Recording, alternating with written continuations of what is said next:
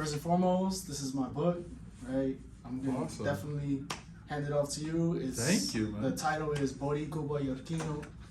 It's a pun on being Boricua and Cuban born in New York. Cool. So it's a poetic autobiography. This one happens to be completely in Spanish. So wow, okay. You're gonna have to learn some Spanish. Yeah, I have to learn some Spanish. Yeah, so it's a narrative poem then. Yeah. Yeah. Whoa. Okay. Autobiographical. That's awesome. Yeah. We need more epic narrative poetry. Thank you. Yeah. I appreciate you a lot. Yeah. Yeah, man. So if you could, can you please tell us what's your name? What do you do? My name is Nick. I go by Nick Dove. I'm a photographer and writer here in New York City. I'm also a teacher and teach English. I've worn many hats, I feel, over the course of my life, done various jobs, but that's kind of what those fields are what I've settled into. Excellent. Yeah, and I love all three of them. They're great. Excellent. Yeah. What is your handle online? Where can the viewers find you? Oh, I'm a manabovetown. That's the whole tag? Yeah, it's the whole tag. At manabovetown, universal, spread across all platforms. I've got it. I've got consistent, I guess, I don't like the term branding, but consistent naming on all of it. Likewise. Yeah. Like Man Above Town, kind of like play on Man About Town, because it's where I am. I wander around and fall into fun, strange situations, and yeah. So is that what you usually do on your free time? My free time is a mixture of stuff like that, just going out, exploring, hanging out with my friends, or shooting photography, or just inside, whether it be at my apartment or at a cafe or bookstore somewhere, writing or reading. How long have you been doing that? Photography, videography? Photography now professionally about 2 years, and then amateur photography on and off since I was maybe 14, 15 years old, I want to say, with sometimes, more intensive, and then other times, not picking up a camera or even using a phone, for years at a time, right? But it really kind of accelerated, about this time 2 years ago, just started doing it a lot, and I had no real sort of intention of making it professional, but I liked capturing the moments and taking fun photos of people, and then eventually, enough of my subject, so to speak, liked it, and they started giving me work and introducing me to more people to shoot, and I've loved it. I'm still learning a lot. I feel like you're never, artistically, you're never not learning, right? You're never not learning how to do something better. And there's a lot I gotta, I'm still figuring out, but I'm feeling very happy with what I do, and just enjoying every day as it comes, man. Yeah. That's the beauty of the internet. Yeah. You definitely get a whole nother air of support when you start getting into art. Yeah. I appreciate that. Yeah, that's one of the positivities, or the positives of that come with the internet. Yeah, for sure.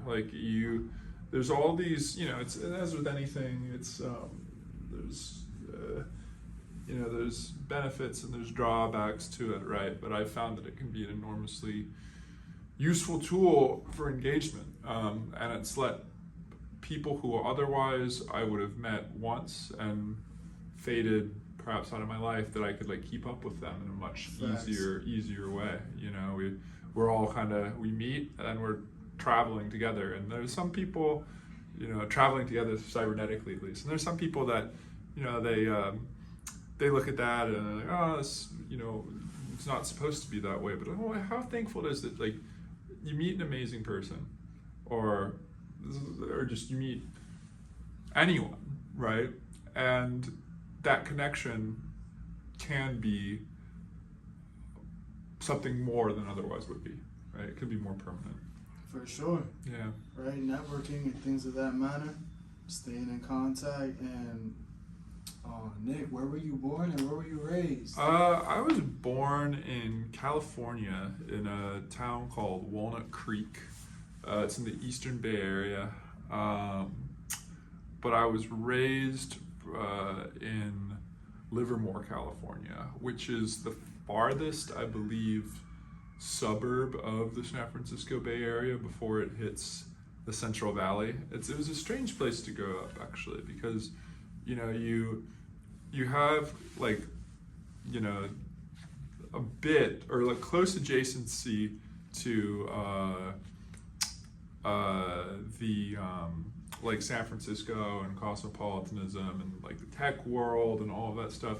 But really, where I grew up, it was a lot more blue collar, and it was evolving into, it was gentrifying actually. And I grew up in really the transitionary period of it, where there were some people who were white collar workers, but a lot of most of the people I grew up with in my neighborhood and went to school with were blue collar white or Latino families. And but now I go back and I look at the town, and it's not the city that I grew up in. When I was 10 years old in 2005, it looks way different than now when I'm 30 in 2025. Likewise.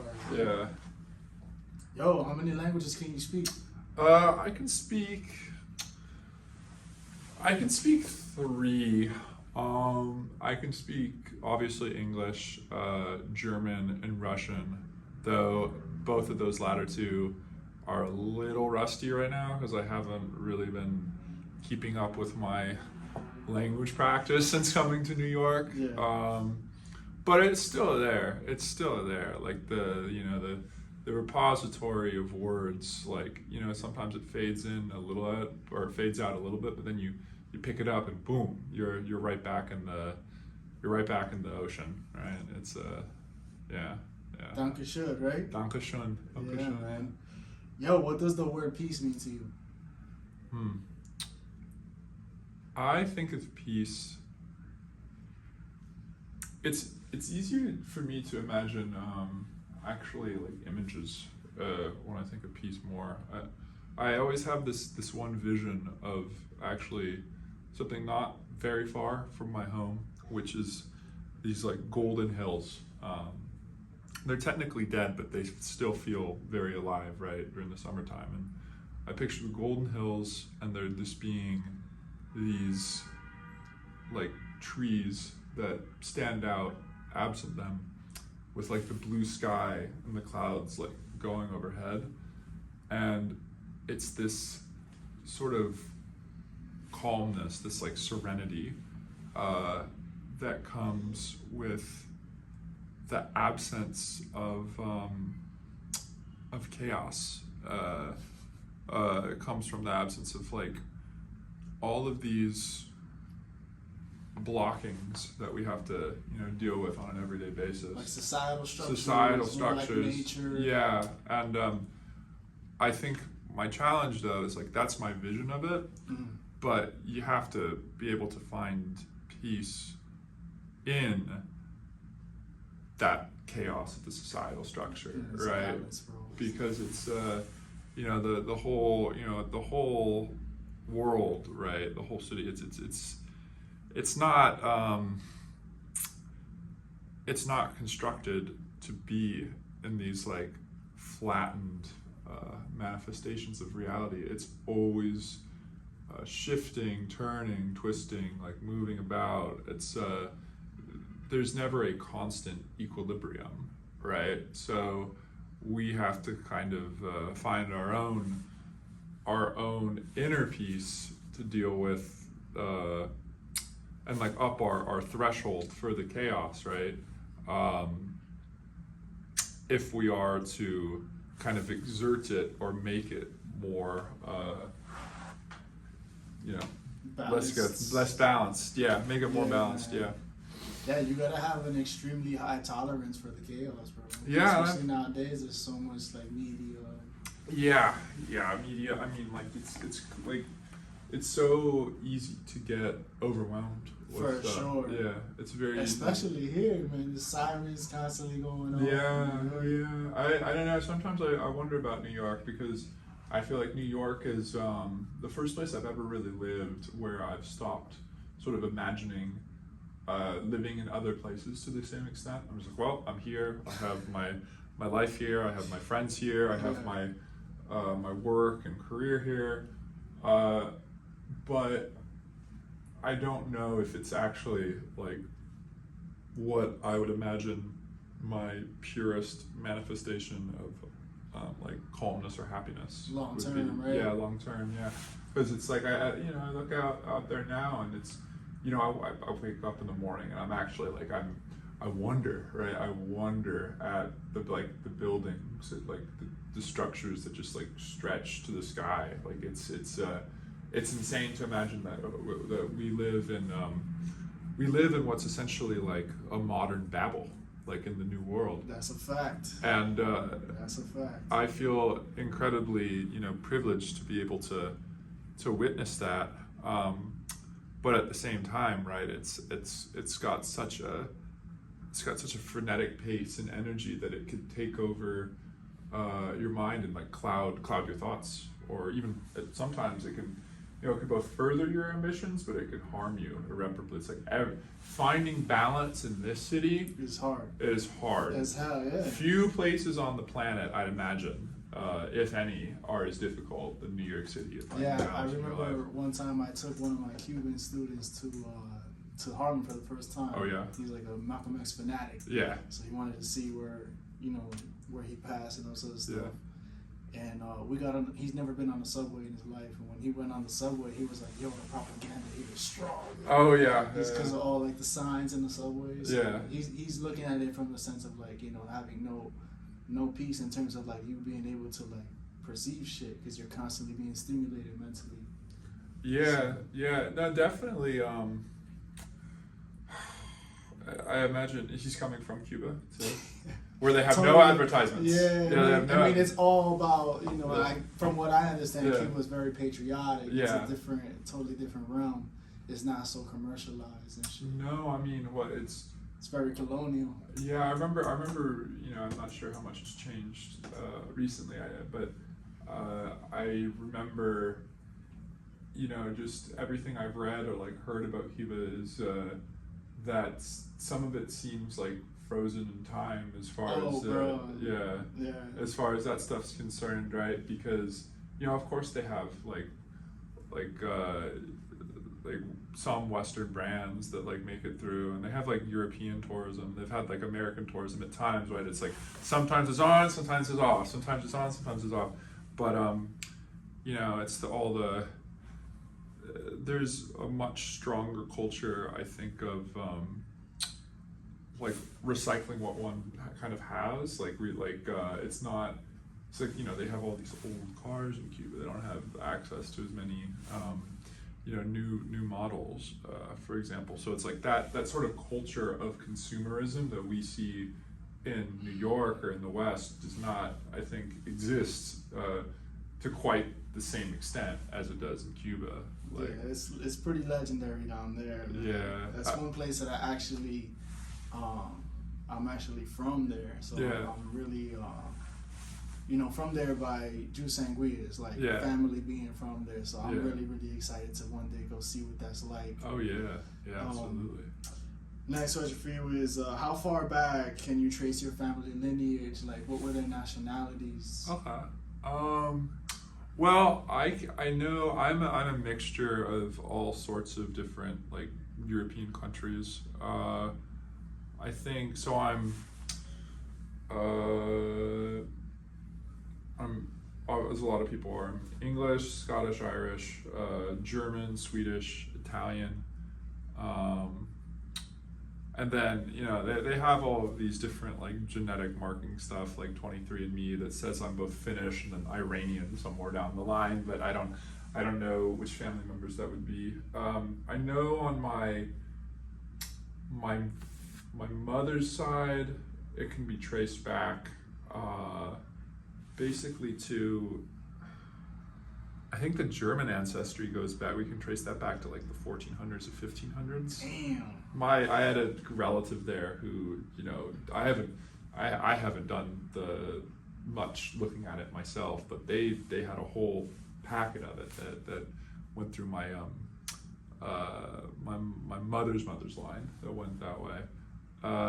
Then the English parts, the British Isles parts, I'm not sure. I think maybe to the 1800s.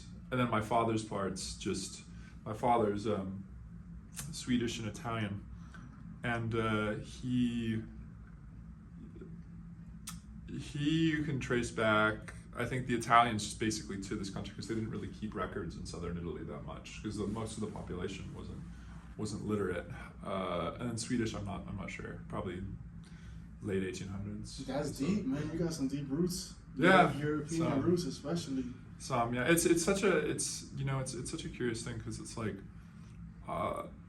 I'm almost like, you know, at some point like there's so many people that it becomes like difficult to keep a track of like how these trees go back so far, right? You'll have at some point you have thousands upon thousands of like great grandparents, right? Sometimes even if you're in a small village, the same ones, you know, like repeated several times over. But one thing I am always thinking about is like going forward in the future, like our digital footprints are so large that, you know, 200, 300, 400 years ago, people people are going to know exactly who their great grandparents are if they want to look for it. And they'll be able to know exactly what they were doing on specific dates. And that's a very like crazy thing for me to imagine because, again, it goes back to what we were saying earlier, like, you know, you travel with more people, right?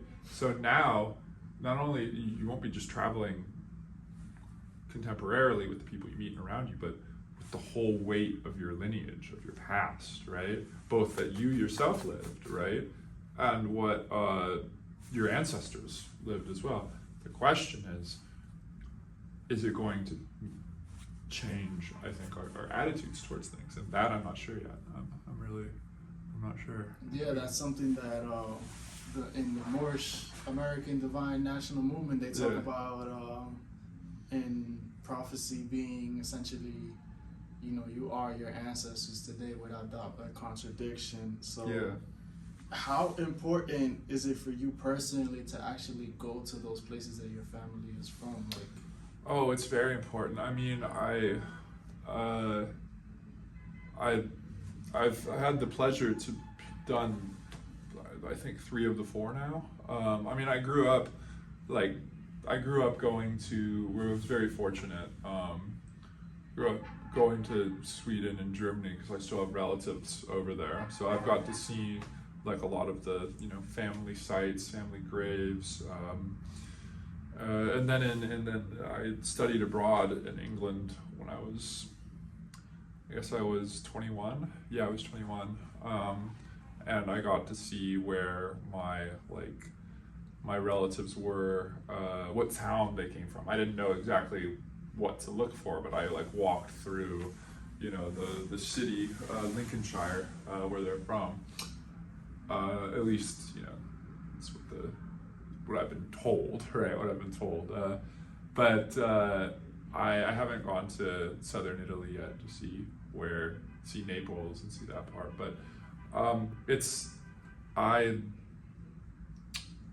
it matters a lot to me. My family heritage, my this notion of, well, broadly history, but personal history as well, and like connecting with where I came from, where my parents came from, where my grandparents came from, especially, you know, as one of the threats of the world, you know, is just this like further atomization, right? Away, or abstraction, like away from considerations of the uniqueness of these things. And like going back to what I said earlier, it's like, well, you know, we carry it all with us, but will we value it the same way? And I want to value it. I want to value it. That's beautiful. Yeah. Like honoring your lineage. Yeah. And what is something from your culture, particularly like I guess from Californian culture or maybe from European culture, that you feel that future generations should know about? Oh, let's see about that. It's interesting because it's like I feel that both of those, right, are so kind of ubiquitous in the world, right? Like so much of the world is founded at first, or like ideations about culture are founded on this like sort of like Western, these like Western perspectives, right? Like a lot of people know a lot about Western history, the idea of Western culture, whether it be, you know, literature or art or music or what have you, that it's hard to like pick out a particular thing. And then as far as California is concerned, I think California for the last, I guess really since the advent of the motion pictures, like 80, 90 years ago, has been the kind of like almost like the genesis of so much culture in the world. Like California is so, it's considered so dream-like of a place. Like within, there's the American dream, of course, and you know, you can say many things about the, you know, the realness or fakeness of that or we're in.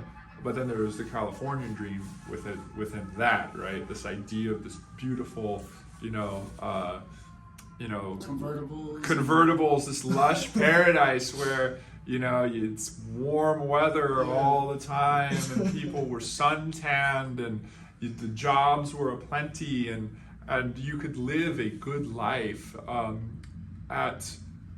in a way that, honestly, I think compared to the rest of the world, then maybe this would probably be my answer. I think it's like California for a period of time, no longer, but I would say that between the 50s and 90s, it was, at least in a material sense, not necessarily in a spiritual sense, although there was so much like psychic energy that was coming out of California at that time as well, whether it be just New Age movements or you know, the darker side of the New Age movements, the cults that have popped up.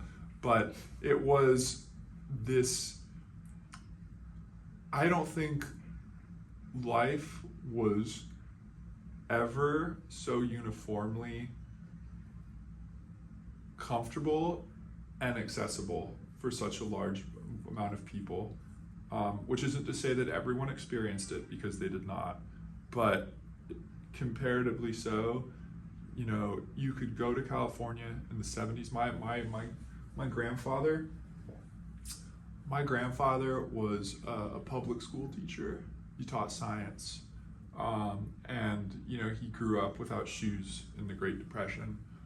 My grandmother, on my father's side, my grandmother was from Sweden, and she grew up in a village, and she worked as a caterer. They never had much money, and yet in California at that time, raising 3 kids, they could afford a 4-bedroom house and vacations, and had a quality of life that was unlike anything we experience now. Yeah, that's crazy. And I think of that, I would want that memory, I think, to carry that, because that is what I think that everybody, we should strive for everybody on earth to be able to like have experience that. Yeah. That's what's up. I give that a lot of respect. If you could, knowing what you know now, if you could tell yourself something as a younger version of yourself, maybe like 10 years old, 15 years old, with the mentality that you have now, what would you give as advice? Or what would you say? Don't be afraid just don't be afraid. You know, like, don't be afraid to be yourself, to fail, you know, to that awkward moment that you think will stick with you forever. Just, it's not, unless you think it is, you know. It's just treat yourself with more kindness. And don't consider yourself with the doings of other people. Consider yourself about the doings of yourself while keeping a mind on what's the best way you can contribute to helping other people. You know, not wanting to get in other people's way, but I think of myself when I was 10. I was extraordinarily shy. I had not a lot of confidence. I think I was intelligent, but I was pretty naive. And if I could go back in time, I would really just try to loosen myself up a little bit. Try to loosen myself up a little bit. It's not that serious type of thing, yeah, and you know what? Just like, not everyone. Just put yourself out there. Yeah, just put yourself out there. Basically. Yeah, that's true. That's true. I noticed a lot of my friends growing up, the less that they kind of gave a fuck about what people thought. Yeah. They found a little bit more success and personal happiness too. Yeah, if you're concerned about, I think I was really afraid of just rejection, right? But it was different, it was strange because it was like I always both wanted and thought of myself as being different in some way, but I never wanted to like. There's the idea of difference through like outward expression, which I never really got that much into. I guess like there's styles that I liked, but I never like, look, I'm gonna wear this because this signals this. That's not really that's not how my mind works. I think of that as more power to you if you enjoy what you want to wear, but I didn't really think of it that way. But I think like I think at times I just sort of went along with things, or followed practices or did things that I didn't necessarily, enjoy, or more accurately, I hid aspects of myself because I was afraid of the rejection that could come, or just the off comment or something. And yeah, I look back, that was so silly, because you know what? The more that you proactively do that, sure, you're gonna some people are not gonna like it, right? And they actually, most of the time, it's not that they didn't like it. It's, they were, they're just more like, oh, well, that's what they're into, But you find people who are more like-minded by being more outwardly yourself, and especially with like social media. Yeah, you attract your own frequency. And I think on social media especially, right? Social media is right now it's this abyss of like fakeness, right? And I think 15 years ago even we talked about this as an issue, but 15 years ago there actually seemed to be a lot more, I think, like authentic expression on social media, both in terms of like video creation and what people posted, right? People, I remember when I was like 12, or not 12, when I was like, I guess it'd be like 2012, right?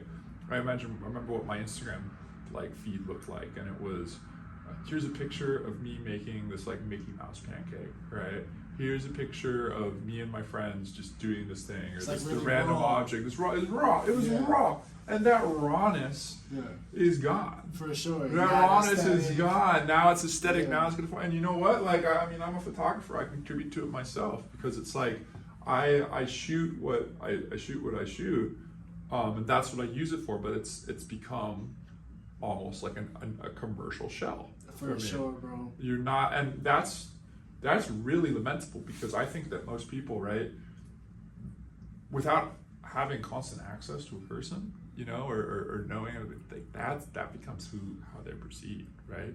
So, you might think you are showcasing all of your aspects or something, but you're not. And that's why it's important to, really strive for authenticity and be vocal about the things that you care about. And I mean, I think more people in the world, would be better off if they did that. But it's one of these things that it's easy to lament, right? It's easy to lament, but it's perfect segue. Yeah. What would you want to be known for, and like what kind of legacy are you trying to leave behind? Yeah, this is an interesting question because it's like,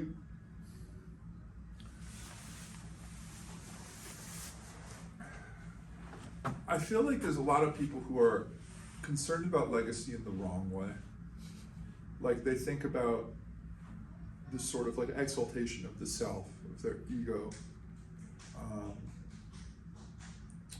And at times it's a massive trap because that necessity for future remembrance in that particular way often like clouds their ability to find happiness or like inner peace. I would say for me, the legacy I want to leave behind is just that I was good to the people in my life, and even the people that weren't in my life, and that I enjoyed everything I did. Like that I like counted my blessings, every day, and that I mean, inwardly, there's things I want to do, but they're more for me. It's like I want to finish writing my book. I like creating art. I love traveling. I love experiencing the world, and I love having like conversations with people. But legacy, like I've long past the idea that I should really try to infuse my ego with that, because it's just, that prevents me from doing anything like I previously said and enjoying it. Life is so,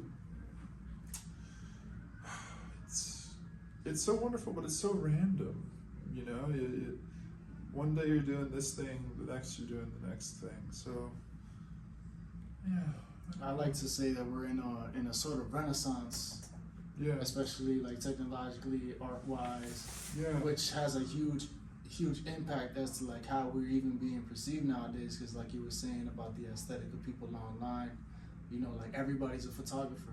Yeah. Everybody makes videos. Yeah, everybody knows how to play basketball and shit. I'm glad you said that, because there's so many people out there that think that we're in a dead period for art, and it's actually no. It's blowing up right now. It's blowing up. It's more people are able to showcase their work in an easier digestible medium than ever before. That's a fact. What they're lamenting is this idea of a common culture that's being created, honestly top down, right? That had a lot of gatekeeping steps to it, and that provided perhaps a more unified cultural framework, right?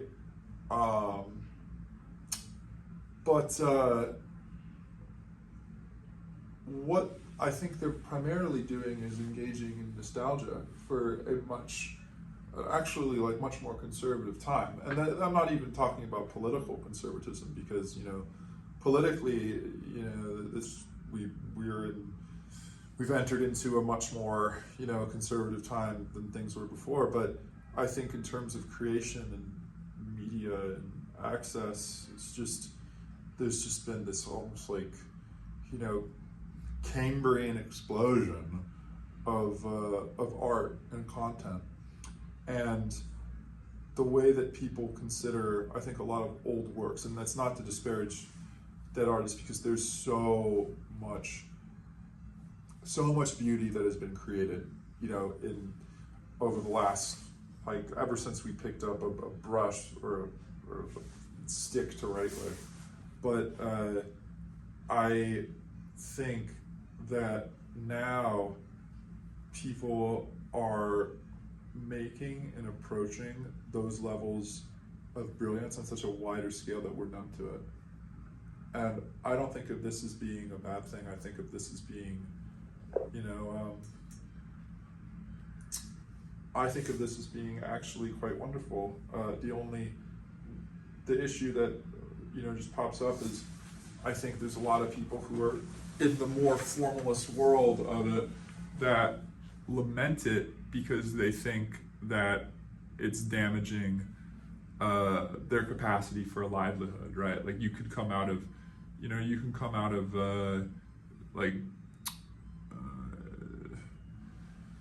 Yale, like with a master's in fine art, or you could come out of the Iowa Writers Workshop and they make, other than a book deal, 150K, or on an exhibit of something you worked on for several years, similar amount of money, and that's just not really happening anymore.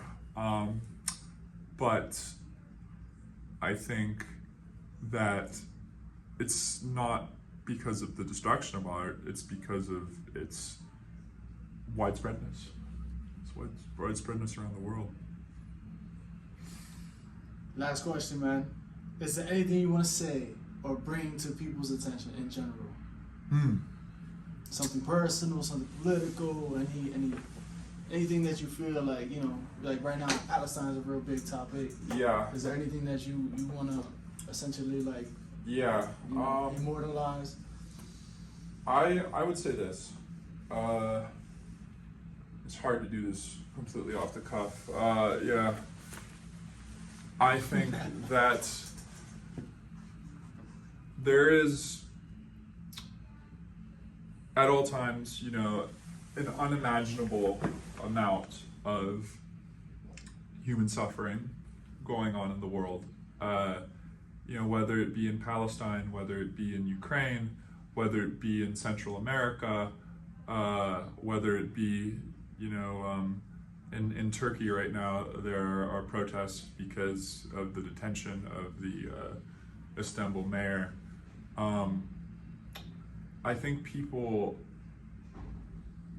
should strive as best as possible to stay mindful of these events in the world, and really kind of internalize the gravity of what's consistently going on, while having a sense of understanding within them that they themselves alone are not are individually not going to be the ones to Thank you. make change universally, but they can strive to do better each day with it, while recognizing that the world's going to continually throw stuff at them. And conversely to that, right, just because there's somebody who lands on the opposite side of an issue from you, right, it does not necessarily mean that they are irredeemable or a bad person, because we're all working with different sets of information. We're all oriented to the world in different ways. You might care and understand so much about this issue and have an unbelievable amount of empathy. The other person might share those same traits as you as far as empathy is concerned, but has a vastly different life experience that places them opposing you.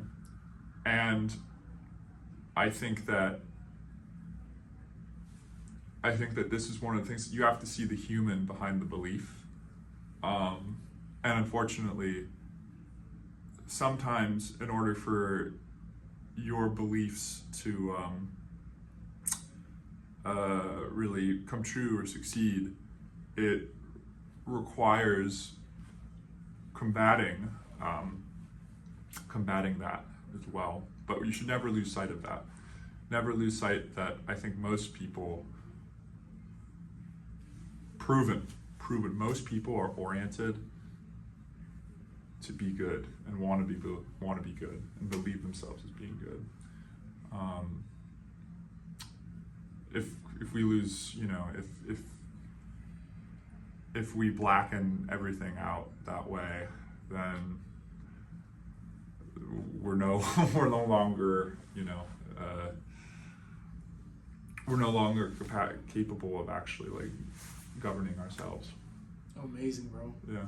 Amazing. That's peace right there. Yo, thank you, I really appreciate your time. This was great, man. This was great. Absolutely, bro. And make sure you take your I will. with you. I will. Start speaking a little Spanish. Yeah, I'll see what words I can pick out in here. Yeah, this is awesome.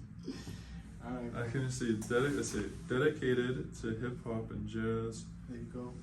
Tandian is also the dang, yeah. My Spanish is so bad. That's the thing I'm most embarrassing about me is that like I grew up in California. I grew up with Spanish everywhere. Yeah. And yet my Spanish is just atrocious. Like I can pick out I'm some still words.